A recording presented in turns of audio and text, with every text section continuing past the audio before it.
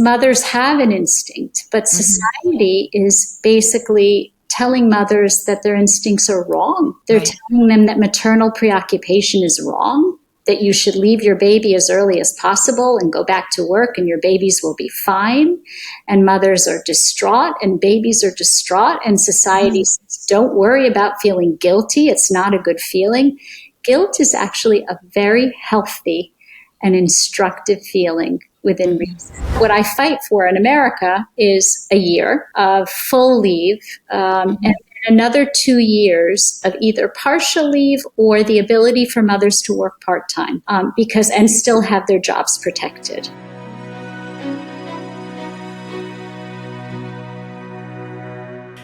Welcome to my podcast. Thank you very much for agreeing. Thank you for your Did we meet at the ARC or did I contact you afterwards? We did. We met briefly, but you were very busy there. And but we did meet briefly. I had a good time. I did many podcasts there. Yeah. They said they'd have a booth for me to do podcasts. I thought, oh, isn't that nice? So I invited, I don't know, as many people as I could find, and they all said yes. And I was like, oh no, I'm going to be really busy. I managed to get some of them in, but I've done quite a few after the fact, just like this one. I'm still catching up. I think I have one or two more that I haven't done yet that I would look forward to because there was such a great group of people there. Yeah. What an opportunity to be together like that. And I think that there were people watching the talks, but there were many people outside discussing issues, like many, many people getting to know one another. And that's good. That's what it was meant for. So, yeah. I also really enjoyed the coming together of so many different people from different backgrounds and really talking about this somewhat similar value system. So, right. Yeah, and I really liked the cultural part of it where they had musicians come and poets come, and I really liked that a lot. And I thought that was, Jordan thought that was very important, and I agreed. It set a tone. It set a tone for the place. So, So I was interested in speaking with you because you're interested in children, and I have grandchildren, so I'm interested in children again. My kids are grown and they're married but now they've got kids, so I'm back into kids. And I feel a necessity to talk about the issues of the day so that I can maybe be of some assistance to young mothers who need assistance. I needed assistance when I was a young mother. I didn't know what I was doing. So, and I didn't have any internet or any cell phones or anything. I was on my own. I stayed home with my kids. We decided that daycare was going to cost just, or even a minder would cost just as much as I would make. And I didn't really want to go to work anyway. I wanted to stay home with my kids. So I was one of those moms who wanted to stay home. My mom stayed home with me till I was 5. So, I had that beginning that maybe made it easy for me to make that choice. Mm-hmm. So I was interested in your book, Being There, which I read. Being There, Why Prioritizing Motherhood in the First 3 Years Matters. Mm-hmm. So that's the book I read. And so I'd like you to, talk about whatever you want. We can get into whatever you want, but some of the issues in your book are very interesting. So would you please just introduce yourself, tell people who you are and what you've been doing and what you'd like to talk about? So my name is Erica Komisar. I'm a psychoanalyst and an author. And my specialty is parent guidance. And so that means I see parents who are either struggling because their children are starting to struggle with issues, or they want to prevent their children from struggling with issues. And I wrote Being There. That was my first book because I was seeing in my practice in New York City an enormous number of children being diagnosed and medicated at a very early age for things like ADHD and depression and anxiety. And it seemed to be getting earlier and earlier, and it was really concerning to me. And I was also seeing that the children who were struggling the most with things like ADHD and behavioral problems and depression and anxiety, that those children had one thing in common, which is that their mothers were absent. And they were either absent physically or they were absent emotionally. And so I started doing research. I spent about 13 years reading every piece of neuroscience, epigenetics, psychoanalytic, and attachment theory research that I could find. Thousands of pieces of research. And I wrote a book. And when I first really wanted to write the book, I stopped because I had young children myself. Mm-hmm.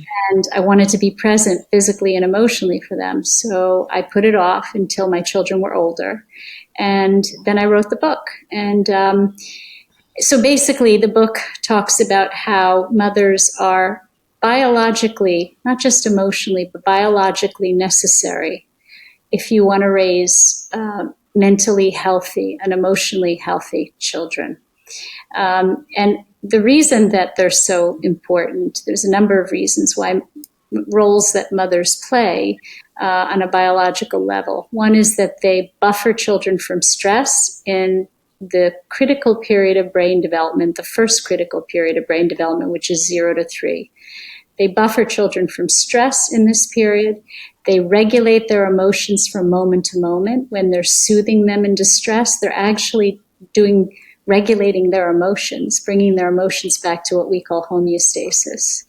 And they're teaching children about intimacy and social cues. And so all of these things are so important. And what we know is that children don't internalize all of those things until about 3 years of age. So this first critical period of brain development, 0 to 3, after that period, 85% of the brain, the right brain, is developed. And what we know is the right brain is important for things like regulating your emotions, dealing with adversity, and coping with stress. And what we're seeing is a breakdown in our children and adolescents at an enormous level, where they cannot regulate their emotions. They cannot manage stress. They do not become resilient. And so that's why I wrote the book. Mm-hmm. Mm-hmm. Yes. Well, yeah, kids who are in distress, they need the attention. And so if the child is at home and the mother is attentive, she can give them that attention. But what happens if they aren't at home and they need that attention? Well, so if they aren't at home, then, there are alternatives. So, meaning if a mother has to be away, if a mother has to work, there are circumstances where mothers can't be with their children. And in those circumstances, I talk about what's the next best thing to a mother being there. And the next best thing is what we call kinship bonds, or family ties with people who have quite a similar investment in their children emotionally as the mother. That might be the father, that might be a grandmother or an aunt, or your next door neighbor who will always be in that child's life and who you call aunt. But kinship bonds is best. Then next would be a single surrogate caregiver. That might be a babysitter or nanny, someone who has consistency with that child, who that child can, attach to in an alternative way to the mother. And lastly, I would say sharing a caregiver, sharing a babysitter or nanny. It's far better than what I say is the least good option, which is daycare. Now, why would you say that? Why would daycare be the least? So children under the age of 3 don't need group socialization. Right. They need one-to-one nurturing from a sensitive, empathic caregiver who provides them with that soothing when they're in distress from moment to moment, and helps them to regulate things like sadness, fear, anger, excitement. And that's not happening in daycare because the ratio of adults to children in daycare is usually no less than 5-1. Sometimes At what age? At what age 5-1? At 6 weeks. You're not going to. Really? Yeah. Oh my goodness. So they might tell you it's 3-1. But inevitably, with 6-week-olds, inevitably, it's not cost effective for them to do it for less than 5-1. It's Fair enough. usually 8-1 when they get to be 1 or 2 years of age. And in Sweden, it's 12-1. So I always get upset when people idealize Sweden as a way to do things, because I go to Sweden and speak in parliament and speak about how they're not doing it well. They push mothers to use, they basically not only encourage, but put a lot of pressure on mothers to use institutional care. That happens as well in Hungary, I believe. Even though they have pretty good family policies, they also have a pretty stringent daycare so that the mothers go back to work. So what we know is that institutional care is the worst thing for children under the age of 3. And how do we know that? Yeah, it elevates their cortisol levels, so it stresses them out. So now a baby so mothers are meant to keep babies' levels of stress down. There's a small, little, very primitive part of the brain called the amygdala, and it is the stress regulating part of the brain, and it's meant to remain offline for the first year. So in other parts of the world, mothers carry babies on their bodies, and those babies don't cry very much because they're getting what they need from their mothers. They're hearing their mother's heartbeat, their skin to skin contact, they're with their mother all day long, and their mother, through their body and through their presence, is soothing and regulating that baby's emotions all day long. So babies in the developing world don't cry very much in the first. Well, we have what do you call it? We have care for mothers. They can stay home for a year in Canada. But that's it. It's a year. And I don't know, what is it in the States? Nothing. Nothing? Oh, Nothing. Well, that could be improved maybe. Yeah, I've been trying. Boy, have I been trying. Nothing. We have nothing. Now, the issue with, and so what I fight for in America is a year of full leave, and another 2 years of either partial leave or the ability for mothers to work part-time, and still have their jobs protected. So mothers. Now, you must have talked to mothers about how they feel about going back to work, because you've been talking, right? So can we talk about that a little bit? In the UK, 66% of mothers would stay home with their children for the most part for the first 3 years if they were given the opportunity financially. In America, it's 60%. So I don't know what it is in Canada, but I'm guessing it's up there. The idea that between a year and 3 years in Canada, so what happens to those babies then? And this is what happens in Sweden. In Sweden, they give 14 months of paid leave. Now they're forcing mothers and fathers to split the leave, even if the fathers don't want to stay home with the children. Is that right? Aptitude. They're forcing those families to split the leave, or they lose the leave. So they're really giving mothers 7 months, and then they force those mothers into 8 to 12 hours of daycare a day. They push those mothers back into the full-time workforce. And those babies who have been with probably no one but that mother for 7 months, or, in the old way of Sweden, it was 14 months for mothers. Now they're changing it. Those babies would literally go into shock. They were with their mothers all day long, and suddenly they're in daycare for 8-10 hours a day. And so the levels of cortisol in those babies, the result was, so the studies show that children that are put into daycare for long hours, the result is high levels of behavioral problems and early signs of aggressive behavior when they get to the school years. And the reason for that is those children go into fight or flight. And what we're also seeing is a lot of children at a very early age being diagnosed with ADHD, which is nothing more than distractibility, which is the flight part of fight or flight. Right. So because their attachment because this is what you're saying, I think, because their attachment has been broken with their mother, then the result of that is a reactionary response where they turn away. So that's part of ADHD? Yes, that's right. So ADHD is distractibility. So distractibility is when we are when we're under stress or under threat from a predator, we're either going to stand and fight that predator or we're going to run like hell.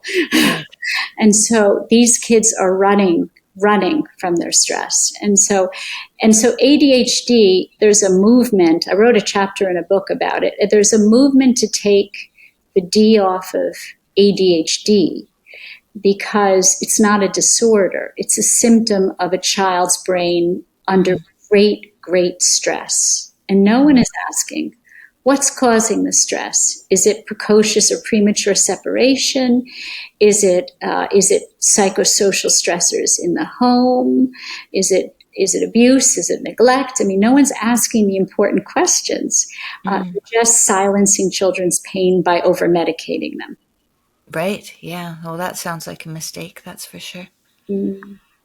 So in Canada, and I guess used to be in Sweden, I don't know how long they stay home in Hungary, but they stay home maybe for a year in Hungary. The kids that stay home for a year, then they go to daycare. Are there going to be some of them that are okay and some of them that aren't? I mean, I imagine there are.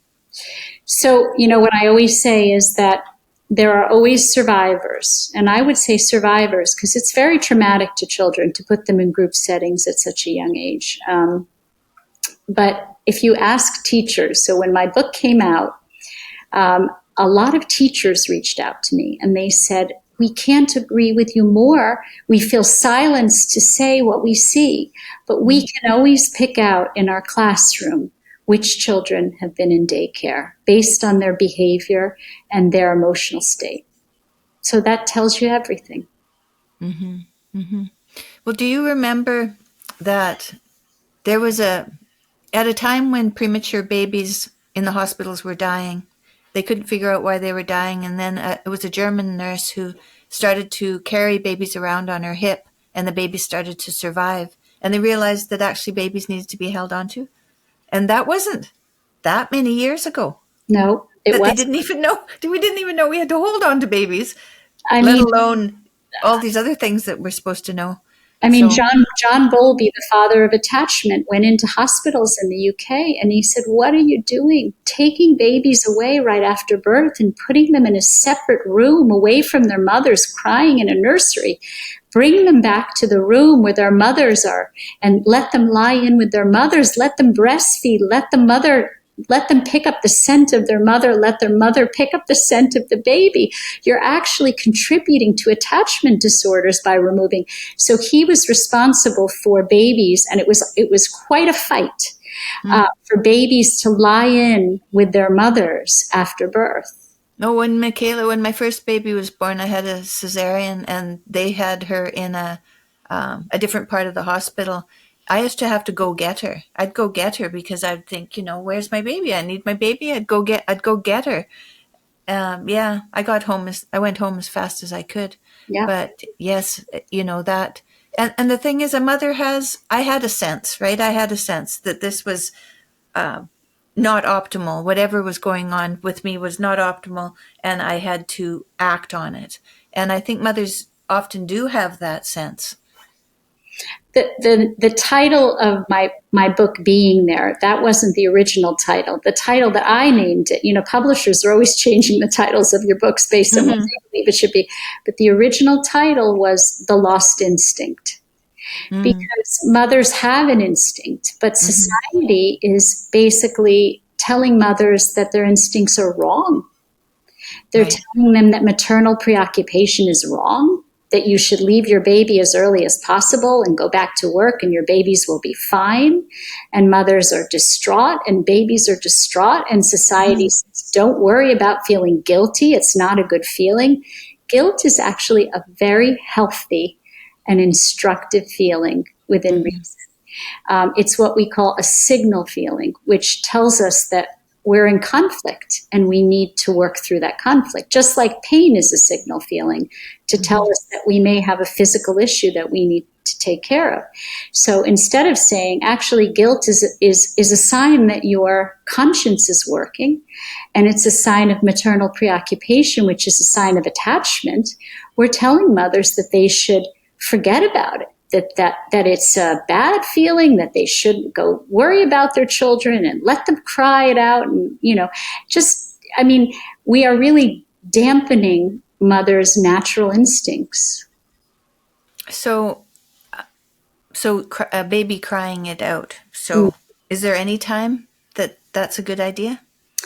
So babies are born incredibly neurologically fragile.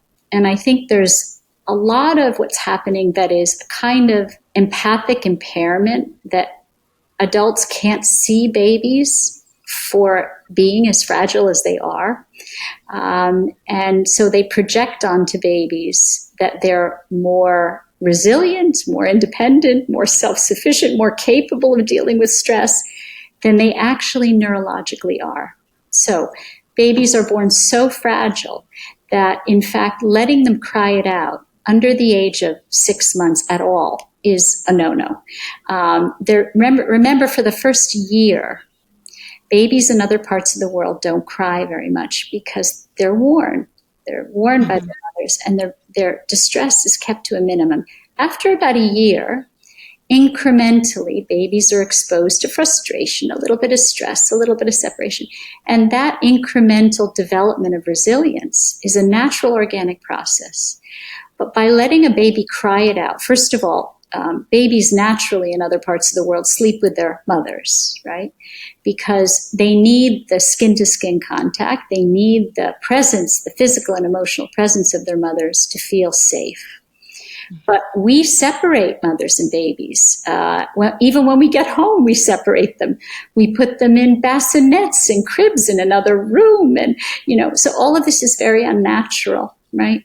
So the idea is that we're meant to lie in with our babies, at least for the first 2 or 3 months. And then very slowly we can have them in a bassinet or in a crib in our room, and then eventually in their own room as they get older. But I think we really... this idea that we can let babies cry it out and that they should sleep through the night when they're 3 months, 6 months, even a year. I tell my patients who come to me, babies don't sleep through the night in a regular fashion till they're 5 years old. So it's good to have realistic expectations rather than having unrealistic ones. So you can force a baby by making them cry it out. You can force them to go into a pathologically defensive state of helplessness. It's learned helplessness, but that is not a healthy state for a baby. And so you said 6 months, up to 6 months, the baby is right. If baby cries, baby's right. And you just take care of the baby. And even after what about after 6 months? Baby, 6 months to a year, baby cries, baby's right. I mean, it's a funny way of putting it, but it's an interesting way of putting it.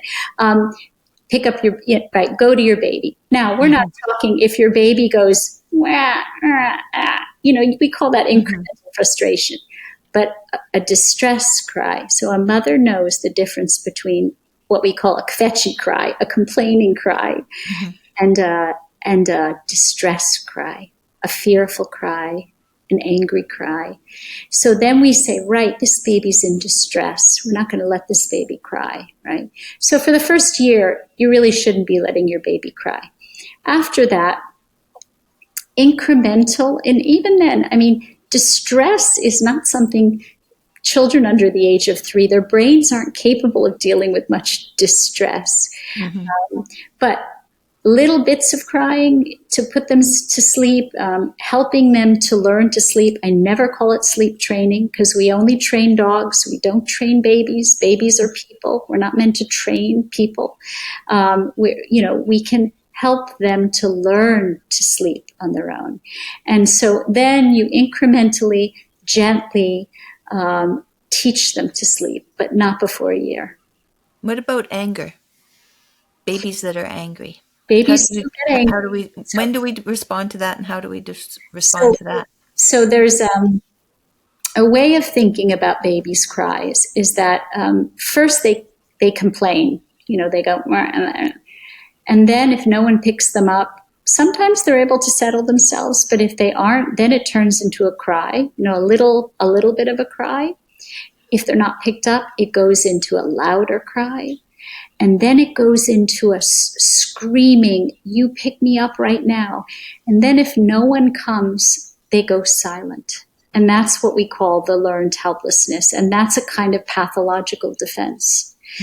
And that's really not good for babies, because what you're doing is you're teaching them that the environment is not trustworthy, that they cannot rely on the environment to meet their needs or soothe them when they're in distress, and that the environment isn't safe. Right. And so they develop what we call defensive independence, which is not genuine, organic, healthy independence. Well, I remember when the kids were little, tiny, it's virtually impossible not to go there, not to go. You know, you feel right from your core that you have to go there. Yeah. So I think that can only happen in instances where maybe the mother is absent, and then maybe the crying it doesn't have the same effect on the people who are taking care of the baby. So maybe then that's when that kind of thing happens, or when the mother is depressed. That's right. Possibly, right? That's right. And That's not emotionally there.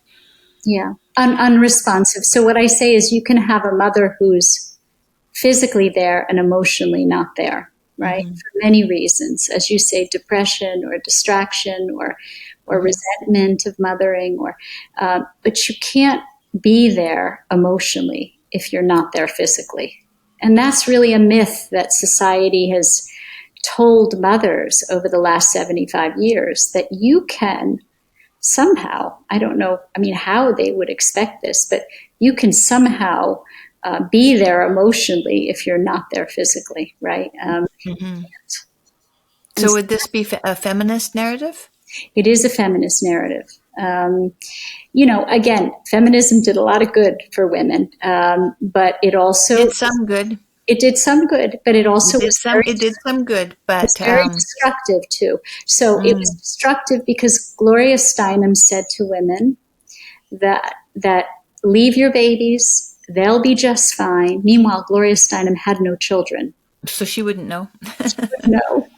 She said, leave your babies, be a warrior to this movement. If you don't go out to work full time in the world, you're not part of this movement. And so when was Gloria Steinem around? 60s. In the 60s, okay. So what essentially happened is women had to choose. The irony, right? What is the irony of that? That the women's rights movement was meant to give women choices. And Gloria Steinem was taking away women's choices. She was replacing one choice for another singular choice.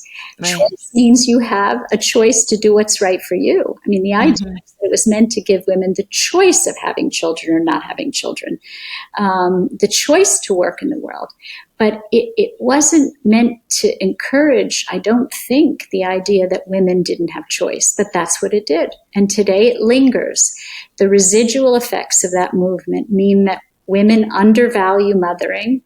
Society undervalues mothering. Women don't prioritize mothering. From a very young age, they see mothering as unimportant work, secondary to work out in the world that earns money. And so as a result, we have the residual effects of that. So that would be, so if it was in the 60s then, so I was born in 61, right? So, and I'm in my 60s now.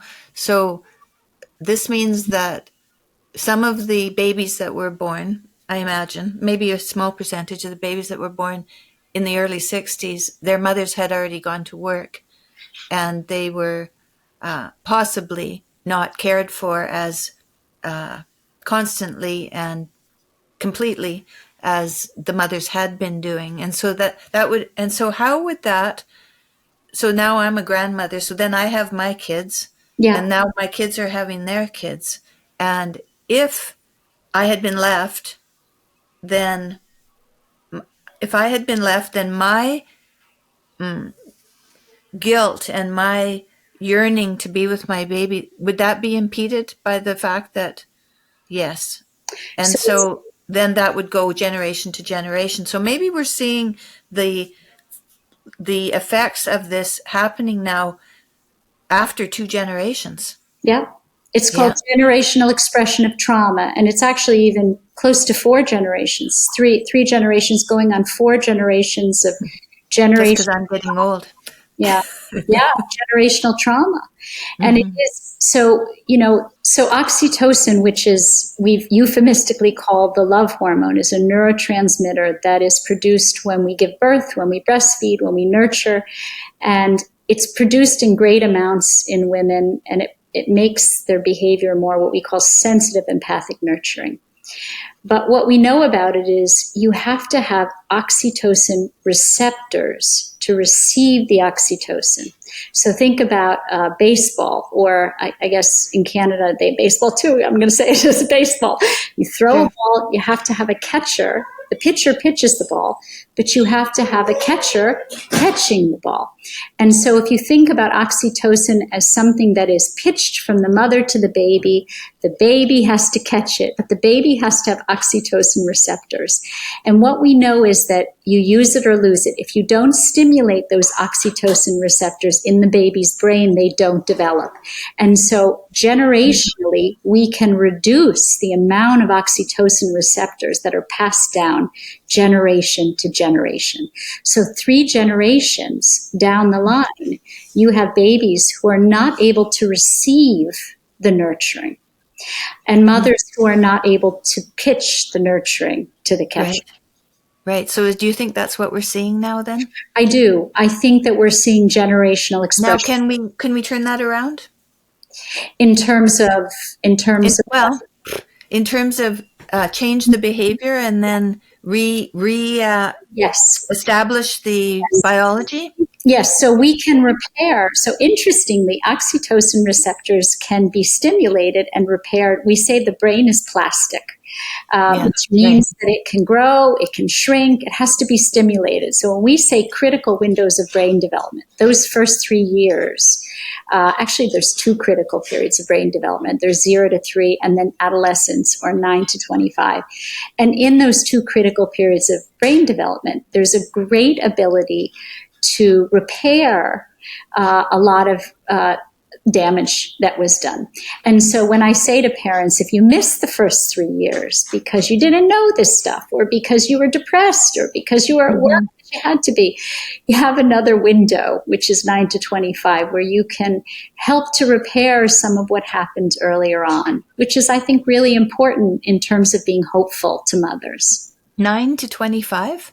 9 to 25. So we now know, because of the decade of the brain, which was the 90s, and all of the technology that we have and the ability to see how the brain works, we now know that adolescence starts earlier, starts as early as 9. Yeah. Goes on much longer. It goes on until 25, and even later in boys till 28. Yeah, I knew that the brain didn't really mature until, somewhere between 23 and 25. I knew that, but I never thought of that as an adolescence that continued through all of that time, and that's the end of adolescence. Yeah, of course it is, but I never thought So of the that. end of adolescence, we say, is the development of the prefrontal cortex. So the part of the right brain that regulates everything, regulates impulses, regulates desire, regulates emotions, regulates stress. You'd say the prefrontal cortex isn't fully developed till 25, and as I said, they're finding even 28 in young men. Oh, wow. So that means that under the age of 25, kids are very susceptible to things like addictions.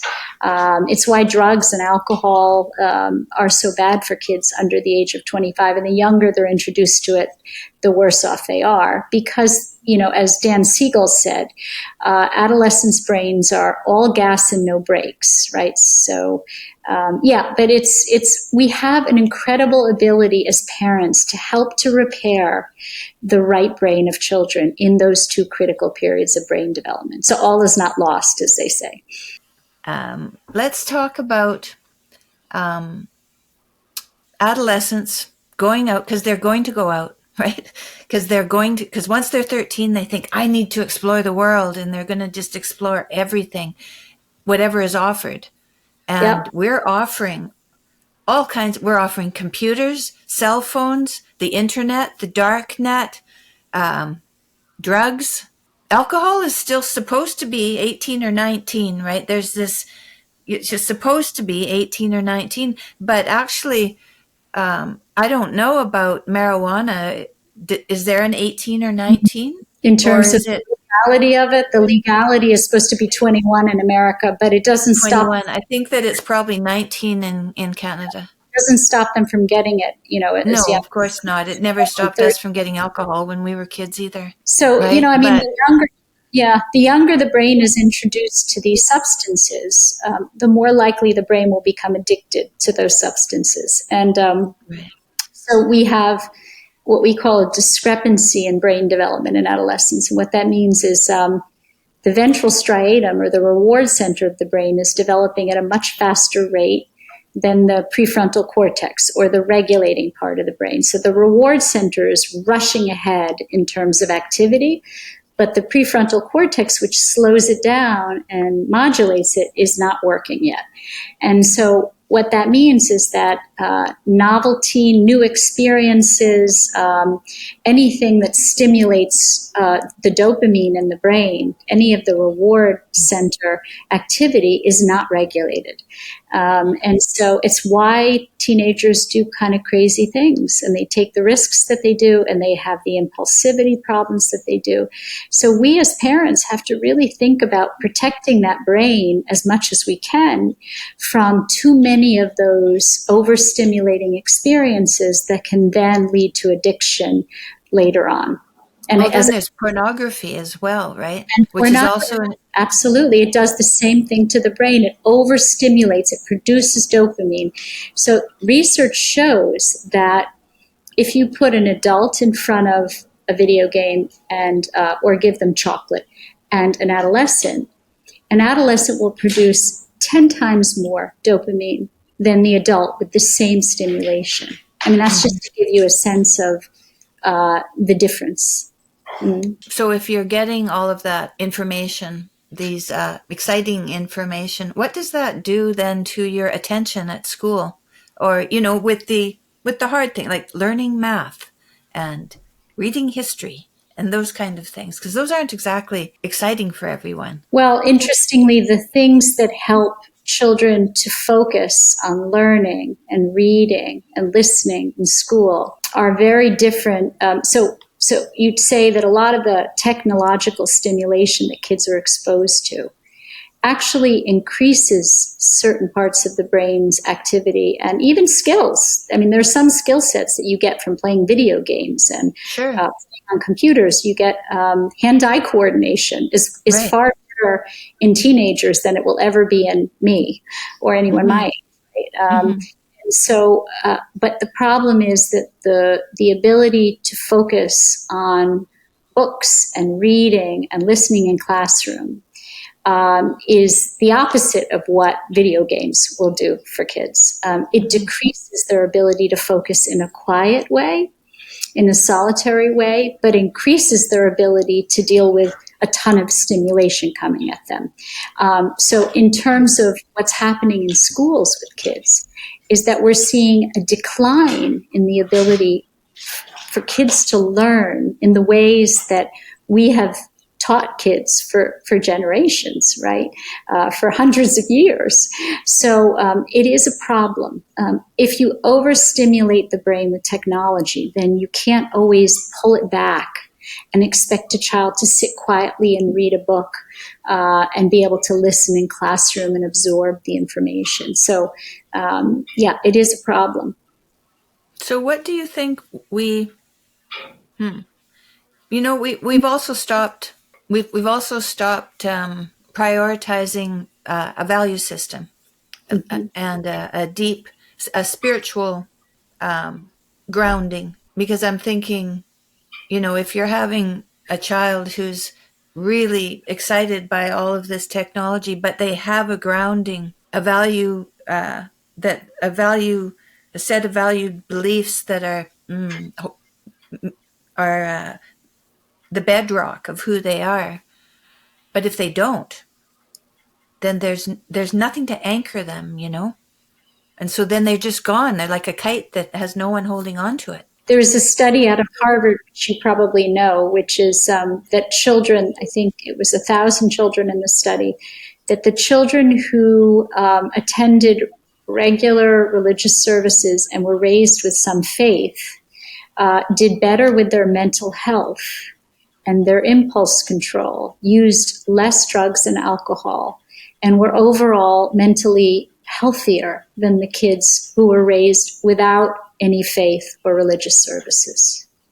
Yeah. When I left the church when I was 13, just like all radical kids, we're going off on our own and we're leaving everything behind. But my aunt taught me yoga. And so she gave me a yoga book and sent me home with this yoga book, and I did it every day. And although it was a different culture and I only understood as much as I could understand, it would, because I did my yoga every day and I did these postures and stuff, if I came home at night after a couple of beer and was wobbly, I was aware of that.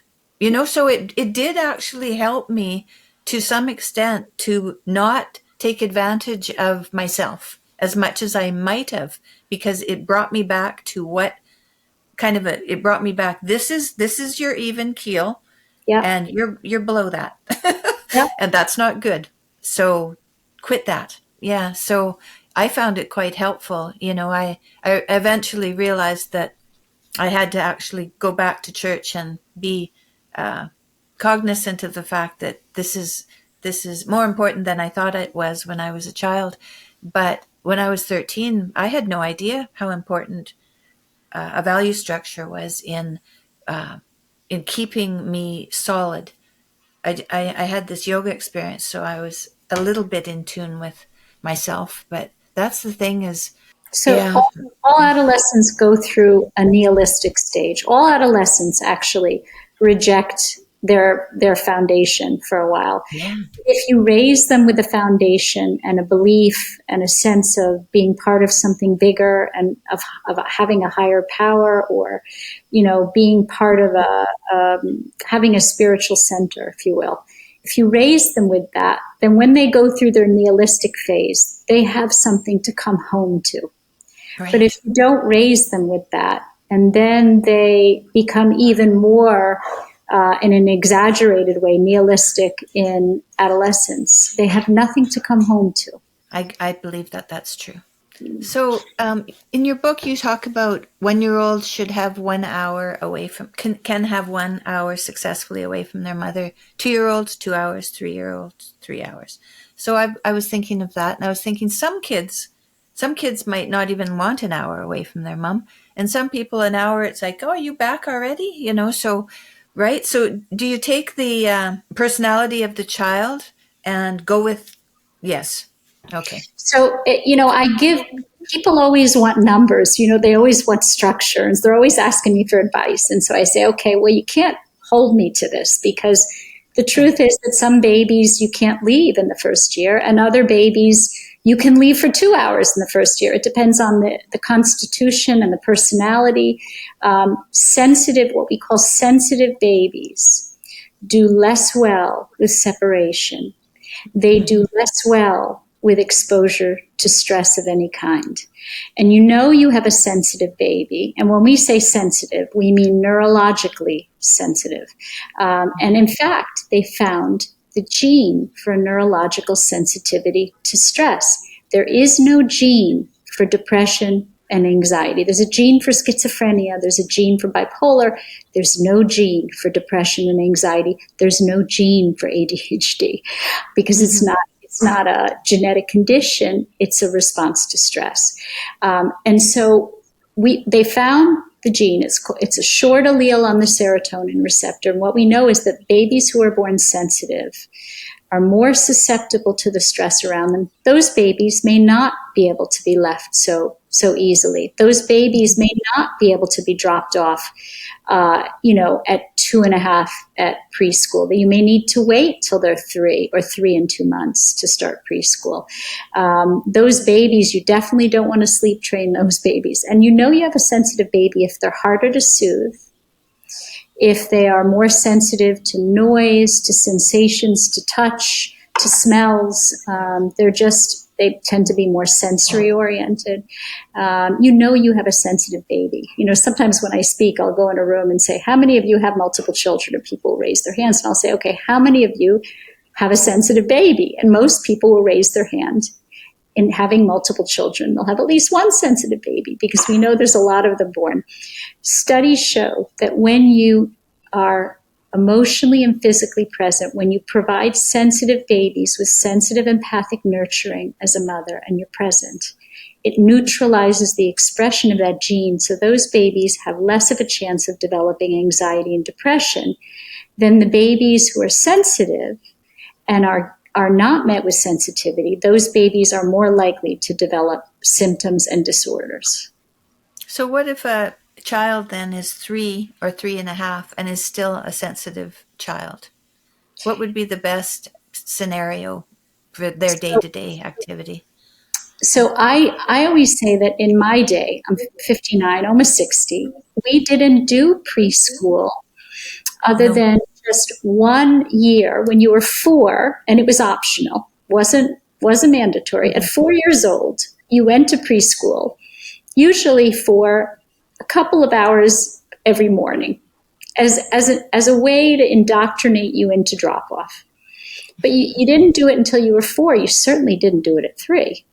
And so at 4, you went for a couple hours in the morning to a play group, which they called nursery school. It was called nursery school. It wasn't called preschool, just nursery school. And then at kindergarten, you went to school for 3 hours a day. You went from 9 to 12. Or sometimes you got the afternoon and you went from 12 to 3. Yet they split the class, right? That was so until first grade, you didn't go from 9 to 2 or 9 to 3. Wasn't first grade. Even my children only went half a day. That was organic. That's just the organic way that children develop. And so what happened is, because of the feminist movement and so many women going out into the workforce, and also society giving such perverse messaging to mothers that somehow babies do better in groups than when they're home with their mothers. So this was this kind of messaging led mothers who were even home to say, oh my God, I'm depriving my child from putting them into nursery school, and so earlier. What if the mother she's bored at home and she wants to go to work? She doesn't have to go to work, but she wants to go to work. And so she's not giving the child the kind of nurturing care that someone who's enthusiastic is going to give. Well, one thing I say is that I think that we're not meant to raise children in isolation. So we're meant to raise children in the red tent. Anita Diamant wrote the book, The Red Tent. We're meant to raise children with other women. And we're meant to have interaction with other women, and they're meant to help raise our children. We're meant to help raise their children. It's supposed to be extended family raising children, right? We're meant to live in communities of women, and we raise our children together. And there was the stimulation. We're meant to work in the fields together and as a community, a communal thing. And I'll watch your children while you go pick your potatoes, and you watch my children while I go pick my potatoes. We've lost that. So women raise children in isolation. And I wrote an article for, I'm trying to remember if it was the Washington Post. I think it was the Washington Post, on how when women are bored with mothering their own children, it's usually a sign of postpartum depression when they're very young. Boredom with other people's children is not a sign of postpartum depression. Boredom with other people's children might be perfectly instinctually correct. If you're not someone who loves children, you're not a nursery school teacher, a therapist, then it's natural to be bored with other people's children. But to be bored with your own children, we see clinically as a sign of possibly postpartum depression. But having said that, Tammy, I recognize that women had work before. That's different, and they might want to keep their work and keep their toe in their work. And so I think there's a way for women to be able to work a little bit while raising children. And I think the secret sauce there is part-time work. I think there's real room for women to not be forced in a binary way back into the workforce in a very intense way, but to be able to work a little bit while raising their children. And I think that's the ideal. And what about if women aren't married? Because there's many, many single mothers. So, What do they do? yeah, so I fight for paid maternity leave in Mm-hmm. America. And the reason I fight for it is because otherwise mothering becomes an elitist sport. And then Mm-hmm. we're talking about only rich women can stay home and mother their children. And I think if we Mm-hmm. want to have a healthy society, we need to give all mothers the ability to nurture their young. I mean, if we want to have healthy citizens, otherwise what we're producing is mentally fragile and mentally ill citizens. And that ends up costing society, economically costing governments much more in the long run. It's very short-sighted. Mm-hmm. Yeah. Well, and this whole thing of people not being married is another problem that Mm-hmm. we are seeing now, which Mm-hmm. is the end result of all kinds of things. One of them being the feminist movement, I would say, because women have been told that men have been told really that what they do is toxic, and that striving after a woman to marry her is actually toxic as well, and that women should be getting a career and not having babies. So, all of that is going to confuse everyone, and it's going to confuse young women and Yeah. young men. And there's a phenomenon of what they call single mothers by choice. And what I say to my patients who come to me and say, I want to have a baby by choice alone. I'm going to get a sperm bank. I'm going to have a baby. And I say, Yeah. you know, you might want to think about that. Raising a baby alone may sound glamorous and delightful when you're thinking about it intellectually, but raising a baby alone is a very, very difficult thing. It's even when you have two parents, it's the greatest challenge, the greatest joy, but the greatest challenge you will ever face. But together you do it. You climb the mountain together and you relieve each other, and you each provide that baby with a different kind of nurturing that helps that baby to grow. But the idea that you would do it on your own is, again, it's sort of glamorized, and it shouldn't be glamorized because it's No. really very, very hard for women and very, very difficult on the children. Now, what kind of result do you get if you bring these issues up with young women? Do they think about it and think, oh, yeah, what was I thinking? They do, and some of them decide to do it anyway, and some of them decide maybe they should not give up their ideal of continuing to look for a partner. I say that the other issue with having a child on your own, listen, there are women who lose their husbands, their husbands Mm-hmm. pass away, or terrible divorces, or they're abused and they have to divorce. And, so we're not really talking about extreme situations, but I think the idea of voluntarily having a baby on your own, that's really the more troubling thing. It undermines and doesn't fully recognize the importance of family in raising children. That, there are lots of studies to show that children who grow up in two-parent families with a mother and father, if the mother and father are healthy, mind you, do far better in terms of their mental health than children that are raised in single-parent families. One of the reasons being that when you have just a mother, that mother can, not always, but that mother can and often does relate to you like a partner rather than a Right, child. right, Um, right. that mother, the boundaries between parent and child break down. Either that child becomes more like a partner, or a friend, and not so much a child. So there are issues. There's also issues with separation. When you're raised by a single mother, you don't have your father to help with the separation process. So what we know is mothers are great at attachment, and fathers really aid in the process of separation. And so when you don't have a father, you end up with children that sleep with their mothers longer in bed because there's no father to say, get out of bed now. It's time to go in your Mm-hmm. bed, my bed. Mm-hmm. And so you find that the separation process is often harder and sometimes doesn't happen. Yes, well, yeah, and we know that too.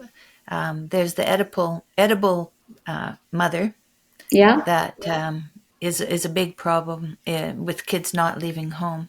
Yeah. Everything. If what did Jordan's mother say? to Jordan, if home life was so great, you'd never leave. So so we're not going to keep it wonderful for you because you're going to leave. That's right. That's right. So little boys look at their fathers and they go, okay, he's not going to let me replace him. So I better just learn about how to be a man from him and then go out and find my own family, make my own family. That's sort of how it works. So if you have no father around, you have no, particularly for little boys, you have no example, right? So I think, I think we as a society face a lot of challenges when it comes to raising mentally healthy children because there's a lot of misinformation. There's a lot of narratives that really need to be carefully looked at, and maybe, we need to rethink them. When I was a young mom, I had a mother's group. I saw little kids. I took care of some little kids, so I saw mothers and kids pretty much every day and we went on outings and stuff. I did those kind of things with my kids, and I was thinking that if there was a single mother, she would need those kind of situations even more than I did, because I actually had I had a husband, and so I had a complete nuclear family at home. But if it's just you and your baby, you can't raise a child like that, right? That's not healthy, just the two people like that. I mean, one thing I do say to the women who come to me and say, I want to be a single mother by choice, I'll say, then you have to move home. You're going to have to move home. And that usually scares them out of having a baby. But say, well, then you better move home because you're going to need lots of extended family. You're going to need uncles and grandfathers to replace having a father for that child. You're going to need your mother to be there for you, to support you. You're not going to be able to do it on your own. And so, I think I met a young woman who was married, and then her husband left and she moved home. That was smart. She moved home because she knew she needed the support of other people, and her child needed a male model, a close male model who was caring and involved. Even, even if you have a husband, even if you're a two-parent family, living near extended family is very helpful. And I think I call it the family diaspora because, historically, we were born in a community, we lived in that community, and we died in that community. And we don't do that anymore. Our kids grow up. We thought that was old-fashioned, didn't we? Yeah, but it was actually very beneficial to children. They had consistency, they had extended family, they had religious organizations like churches that they were part of from the time they're born and they went through until they die. It was actually a very healthy way to live. And we've become a society that we disperse. And families disperse because this is about self-determination. It's about independence. It's about self-sufficiency. It's about narcissism. I want to be me and I want to do it where I want to do it, which sounds great, except when you're really living it, when you have children, it's not so great. It's lonely. It's isolating.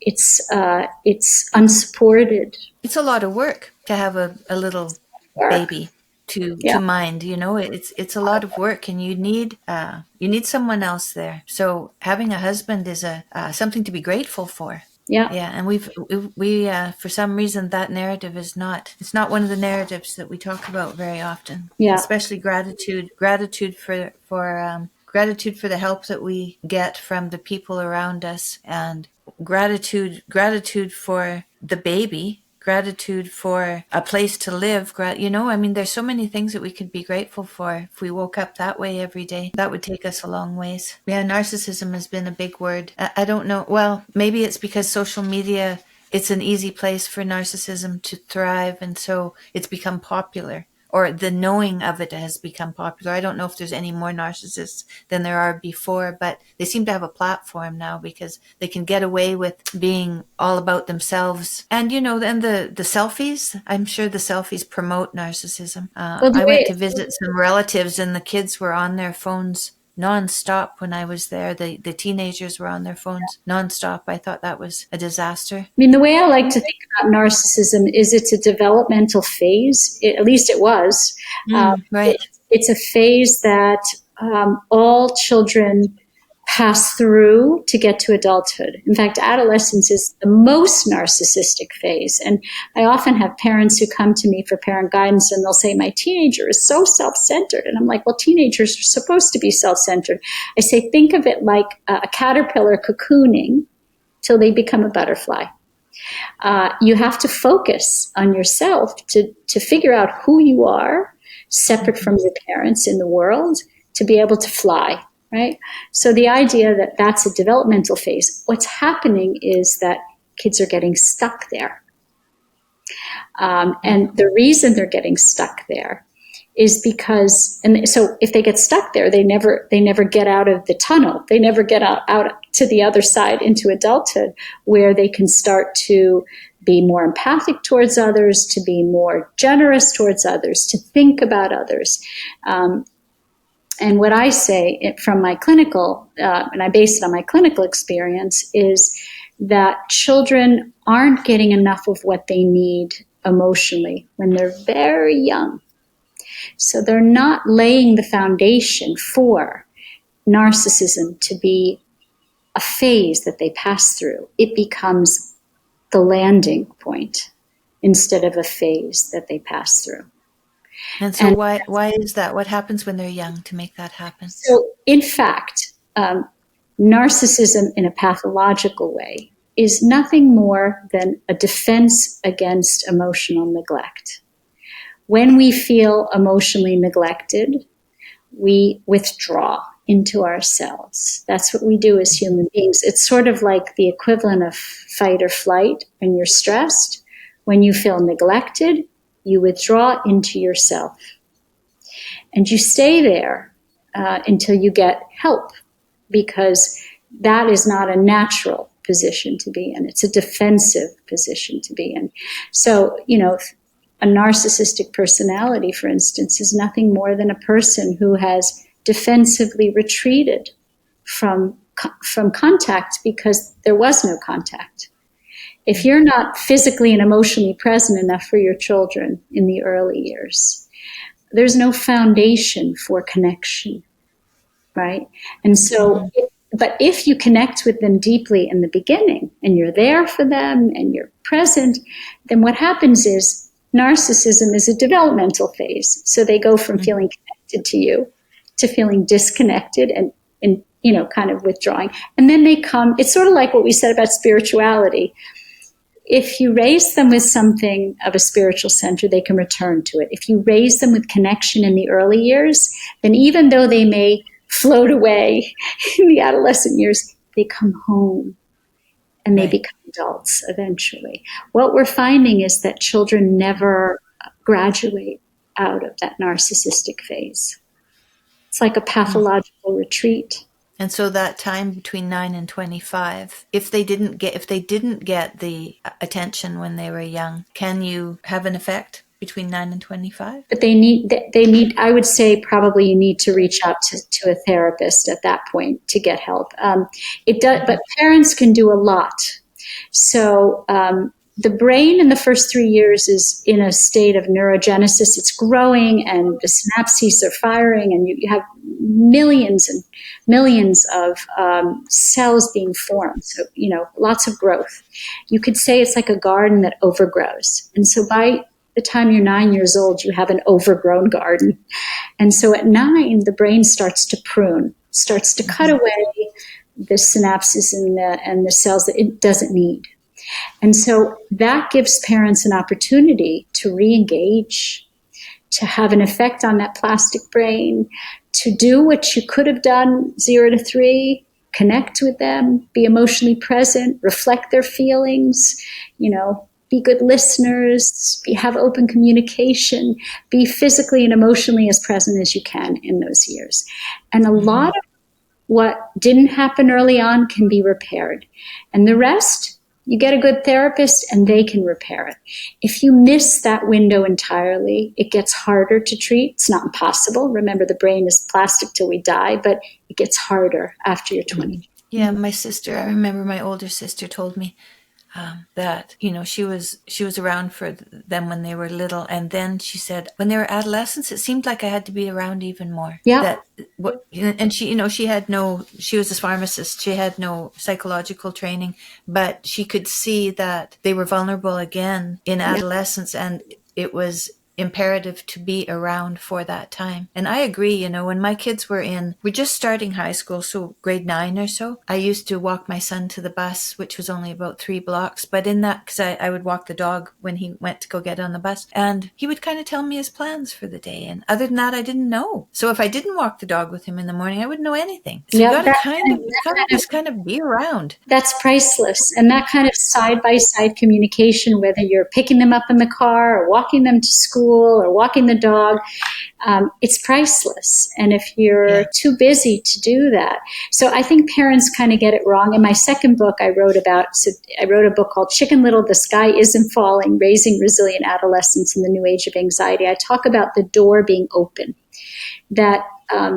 adolescents literally close the door on adults. They'll close their bedroom door, literally, and figuratively, they will close the door.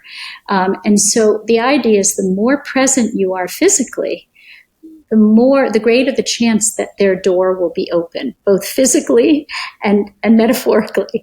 And so take advantage of those moments when they're open to talking, open to sharing their day, to sharing their feelings, because if you are not there at that moment, the door swings closed. And if you come home from work and you say, I'm home, I'm ready, I'm open for business, let's talk, your teenager most likely isn't going to have the door open at that point. So I think adults get it wrong. They think it's on their terms, but it's not. It's until your adolescents are out of adolescence, it's on their terms, not on your terms. And you have to be as present as you can be to slip in your pearls of wisdom and to listen to them and be present for them and help them to manage experiences and feelings as much as possible. That's your opportunity.